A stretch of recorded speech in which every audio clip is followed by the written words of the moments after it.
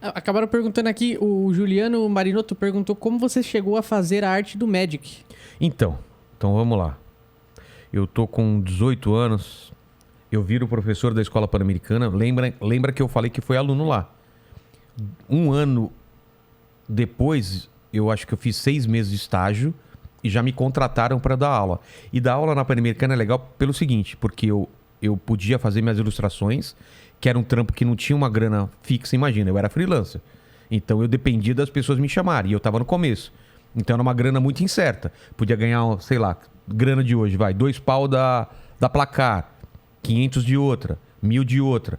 E aí os caras demoravam para pagar, então eu não tinha muito controle de quanto eu ia ganhar no mês. Então eu fui chamado pela Escola Pan-Americana para dar aula. Então para mim era bom porque era uma grana fixa no mês, entendeu? Então eu sabia que pelo menos uma grana fixa eu ia ganhar, ia pagar as contas e o que viesse era lucro.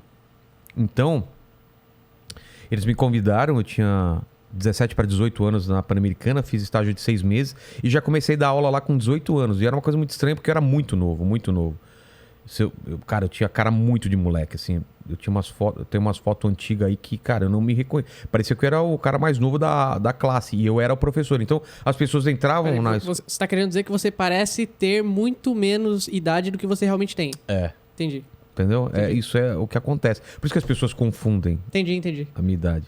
Sou um Benjamin Button.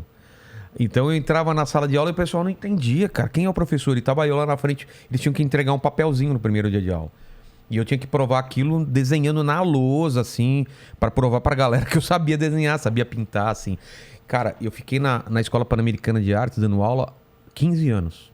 15 anos da minha vida. E foi um período muito legal, cara. As pessoas que eu conheci lá, meus amigos, alguns deles já morreram, como o Manuel Victor, que é um dos fundadores da escola, que é um cara que me ajudou muito, que é um dos ilustradores mais fodas do mundo. Então é assim, Mandíbula, aquela pergunta que você me falou do meu sonho, cara, era trabalhar com os caras mais fodas, e eu conheci todos esses caras que eu queria conhecer. O Benício, já ouviu falar no Benício? Não. Cara, o Benício é um cara muito foda.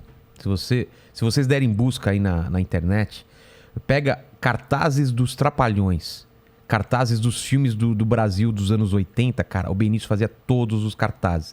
O cara era um absurdo. Sabe essas revistas Pulp Sei. de espionagem? Ele fazia tudo, cara. Ele era uma máquina de trabalhar.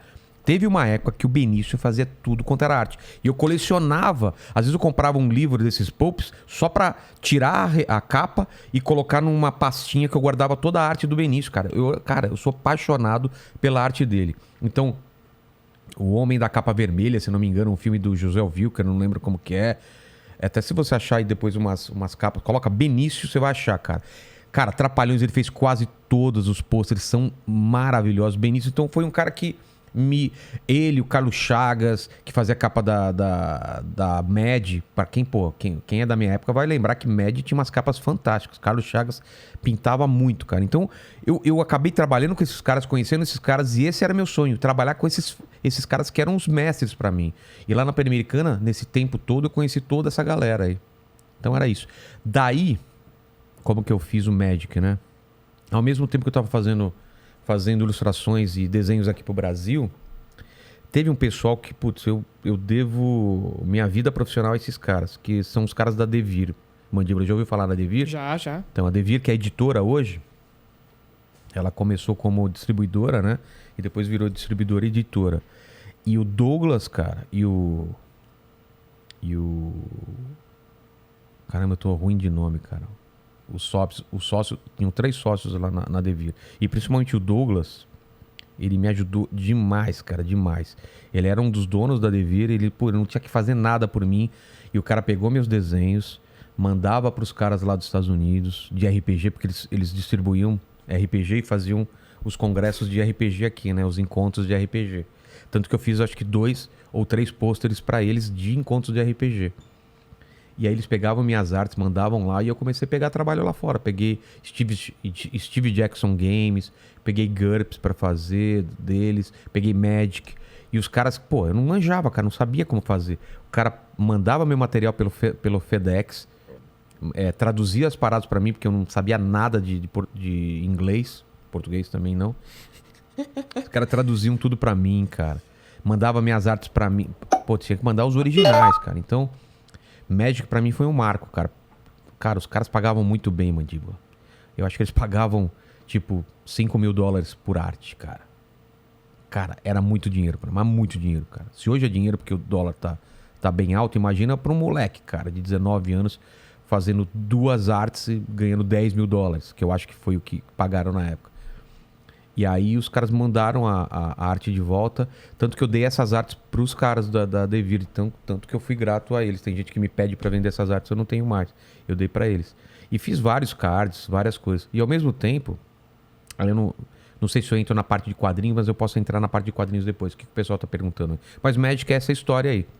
Eu nunca tinha jogado Magic, mas conversei com quem jogava na época e eles me explicaram. E eu fiz, então, da coleção Alísios, da edição de Alísios, eu fiz 2, que é o Cinder Giant e Alms, que é Caridade e Gigante de Fogo, Gigantes Cinzas, de Brasa. Acho que é Gigante de Brasa, se não me engano. E uma pergunta boa é... Como você recebia nessa época? Se você tinha que enviar tudo por FedEx e tal, e de volta? Boa pergunta. Eu acho, Mandíbulas... Cara, num cheque que eles mandavam... Como eu descontava, velho? Chegava um cheque pra mim, americano, sabe? Um cheque de lá. Eu sei que os caras da Devir descontavam pra mim, mas como eu descontava, cara? Como que eles faziam isso?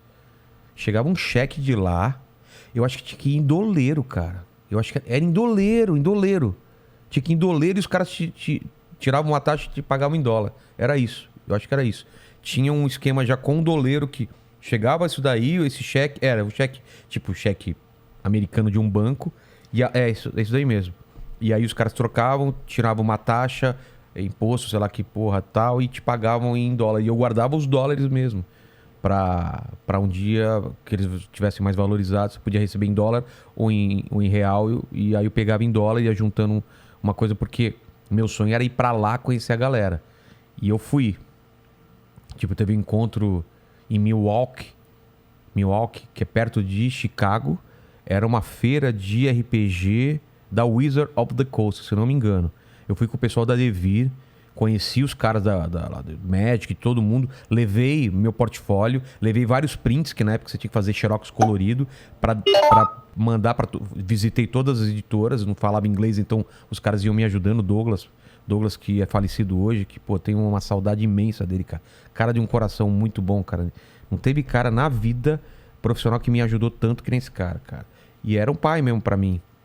E aí ele me ajudava aí nas reuniões, em todas as editoras, entregava minhas artes, e daí pintou muito trabalho, cara. Muito trabalho relacionado a isso.